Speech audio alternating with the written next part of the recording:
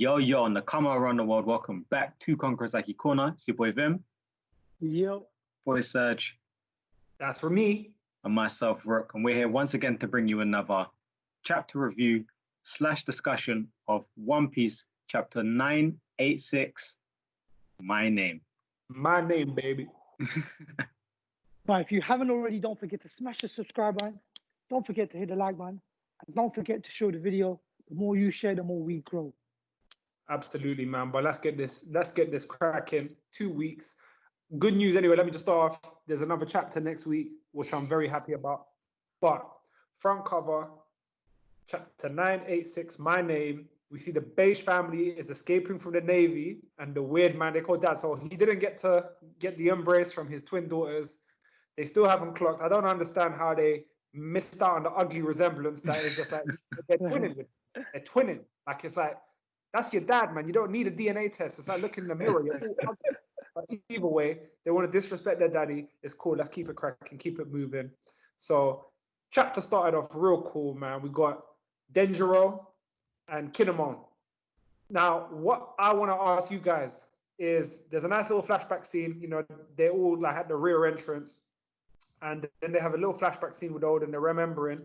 But when you go to the next page, they're all crying, but Kanjuro looks defeated. And I'm really like, do you think that's the real Kanjuro? Because I don't know why Oda would off-screen that. What's your Before, I'm gonna try and analyze it a little bit closer, right? If you go into that panel where he's lying down, there's a flap. I don't know what that flap means, but it's an indication that for me, there's something else going on, rather than him just lying down and playing dead or being got dealt with.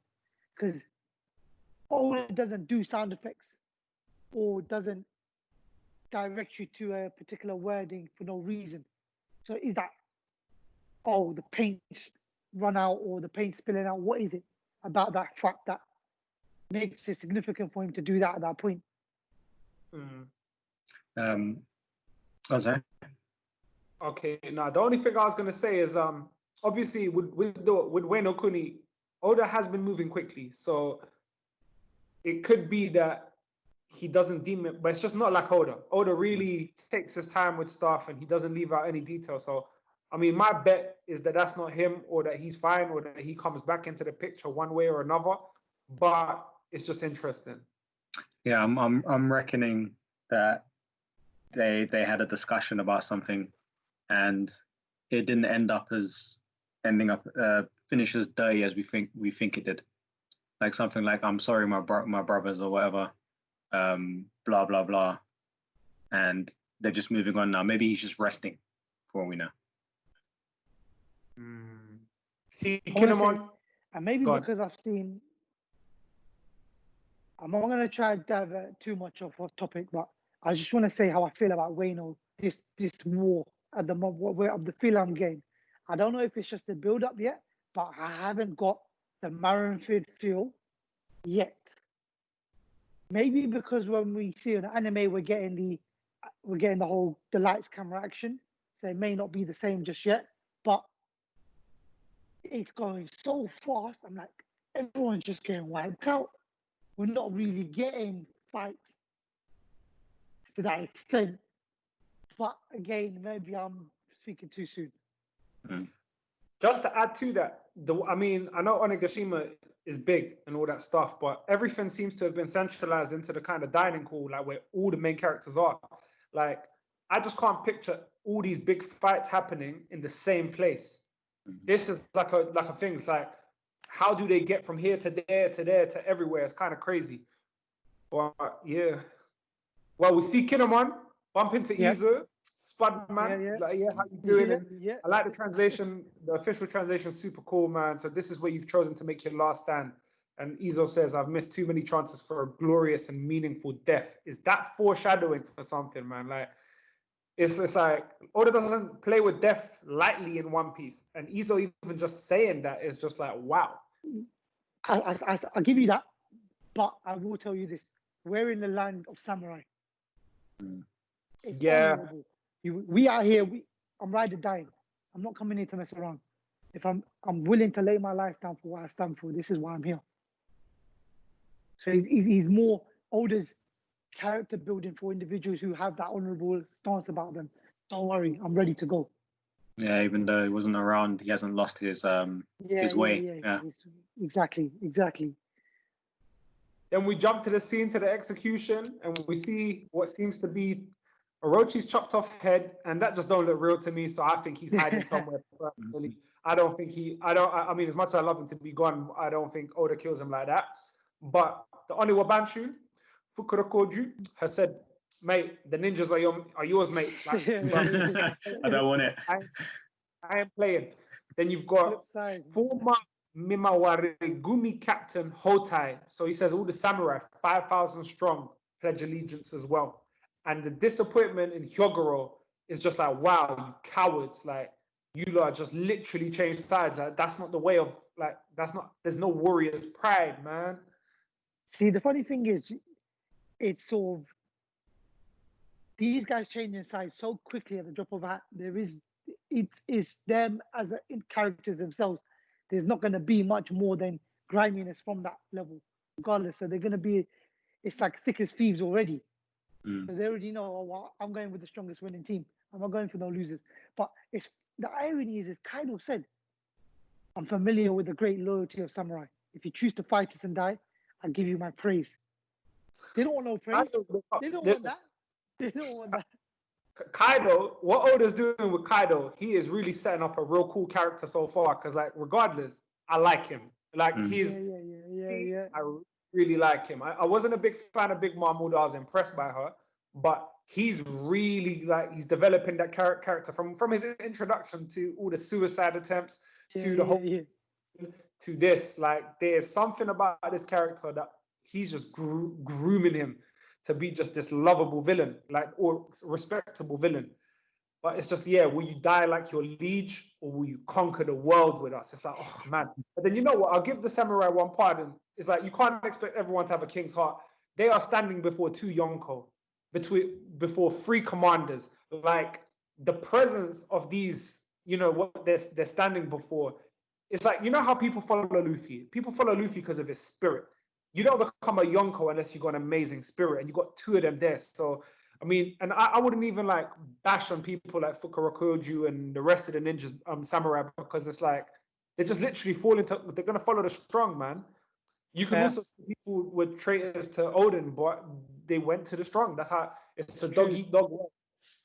You're right. If you think about it the same way, they went with Orochi, so, I mean, what power did Orochi bring, ultimately? Yeah. Well, he brought Kaido. That's the thing. Fair.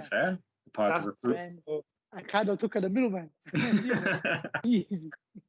We see Big Mom telling the homies to, you know, nap Nami. However, Shinobu's gotten away, which is very interesting. I wonder how they think Shinobu's going to be of service. And then we have a lovely little scene between Kaido and his crew and Momonosuke. And you know what? I still cannot get over how big Jack is compared to King. And he's even bigger than Kaido. Like, Jack is literally massive. Man. Crazy. And, you know, Kaido says something interesting. The fools in the flower capital are carrying on with their festival, unaware that this is their last final night of freedom. So he looks at, and this is another thing before I get into it. Look at the flashback scene where you've got Kaido holding Momonosuke by the neck. Doesn't he look a little bit slimmer and younger there? Like, he's really differently, which is kind of cool as well. But, you know, it doesn't offend me, but I just wanted to notice that as well. So how could a little coward like you possibly be the son of Kazuki Odin? And he kind of gives him a get out of jail free card. If you're and this again, it's like building that character. If you're not Odin's son, I'll let you live. Like, you're not worth it. But guys, let them know. Obviously, Momonosuke, powerful character.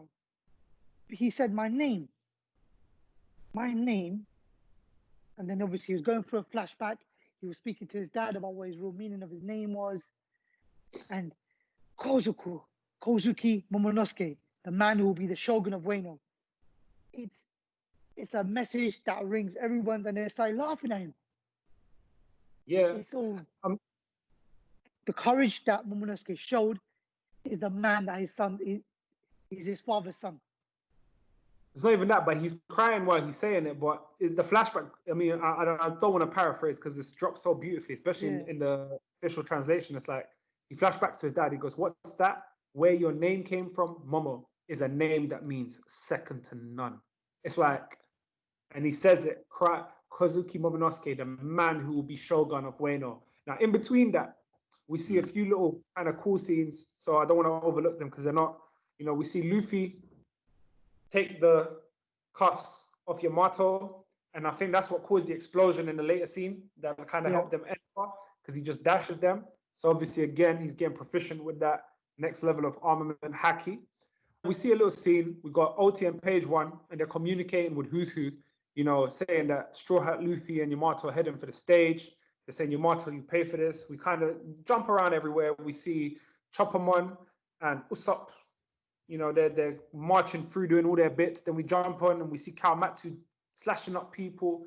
Ashura Doji all jumping forward. Now, there's a cool scene. And again, like, we can see that obviously Zoro, Kid, and Law have taken care of business wherever they are. And I like the kind of Beppo in the background. He ain't rapping, man. Yeah, that's what I'm talking about. And that's when we get the name drop of what it means. So he's crying like he's about to die anyway once he said his bit. The explosion of what Luffy threw, and you see him and Yamato falling down, coming towards them. And she says, she's actually shocked. She's like, right, like these things could have legit exploded. Like, that's not my dad. Him. You know what I'm saying? So then we see a lovely panel. Now, this is crazy. What just happened is Yamato, well, we made it. But we're not the ones who start this battle. That's what he said, yeah? So this is very key. I like this beautiful scene. So you've got Kaido like holding that big club as if he's about to execute Momonosuke. Such a beautiful panel. And then you see the three All-Stars, and they all look genuinely shocked and kind of, I don't want to say fearful, they're definitely not scared, but they're like startled. And it's like, that Kazaya samurai, where'd they come from? The Mink Kings, they're alive. Like, yeah, you guys got trouble coming your way, boy. Yeah. Izo, gangster, shoots the King's katana out of his arm. Listen, you ain't seen the white beard pirates in a while, but I bet you lot had your blows from time to time, man. Like, seriously, man. I'm kind of looking forward to see what Izo can do. It's going to be no joke. So we got like an epic scene where they're all drawing for their swords. Surrender your name. Be as a child. Put your life into this attack, man. Tsunachi! And it's just like, damn. Like, if this just hypes me for Zoro. I'm biased. I don't care, man. you know what? And you raised a great point earlier. Zoro was teaching this to Momonosuke. Zoro teaches Tsunachi to Momonosuke. Where Zoro learned Tsunachi, we know now that his sensei was from Wano. Zoro's going to do a madness with his new sword. Do you know what? I take back what I said earlier. This scene here is when, and I'm going to side like this, my parallel is when Luffy and everyone jumped from the ship down. And that was the start of the war. There wasn't no real, it was a little pee-patty at the beginning. When they kicked off was when Luffy really got there. That's when everything started to heat up a little bit. So now the samurai have started the raid. It's about to kick off.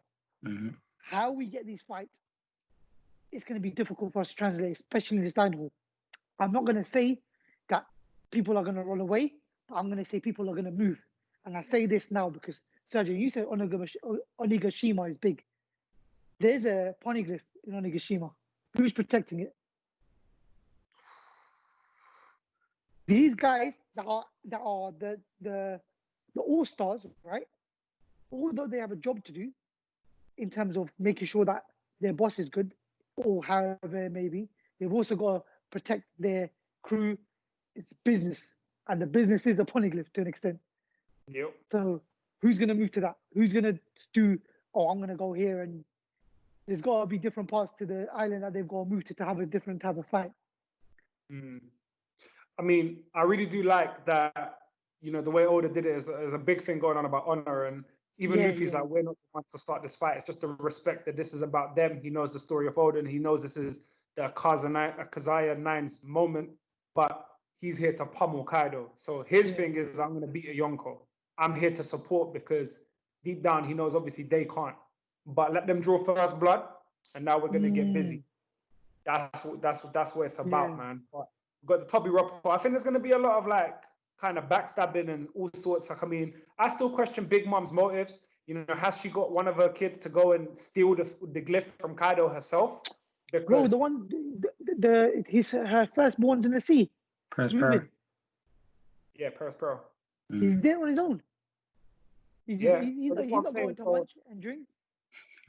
Yeah, it's kind of crazy. So I think we're gonna get a lot. And I mean, even just him zooming into Law, Kid, and Zoro, it's like it just felt like hype because we didn't see much from them. All we know is that they brushed a lot of people individually. So Zoro just beat a whole army of guys. Kid beat and Kid just looked vicious. Just holding him. I love Kid, man. Literally becoming like, you know, one of my favorite characters, man. So, and I think Oda's on purpose kind of kept things off screen because he's saving it all for like the big clashes, which are going to be incoming very soon. But guys, let us know what you thought about the chapter in the comment section below. What do you see happening? Do you think that we missed anything? Is there anything that you think is important? Have you got any good predictions that maybe we can discuss? Because definitely, like, this is an exciting time in One Piece, and the fact that we're not as hyped as it was for Marineford just yet, I think we're just warming up. That's why. So let us know in the comment section down below. Was there any gems that you guys saw? Please let us know, because I know this chapter was quite full packed. So there's going to be something that we missed. As Sergeant said, let us know down in the comment section below. If you haven't already, don't forget to smash that subscribe button. Don't forget to hit the like, and don't forget to share the video. The more you share, the more we grow. But from Konkurosaki Corner, it is a peace out.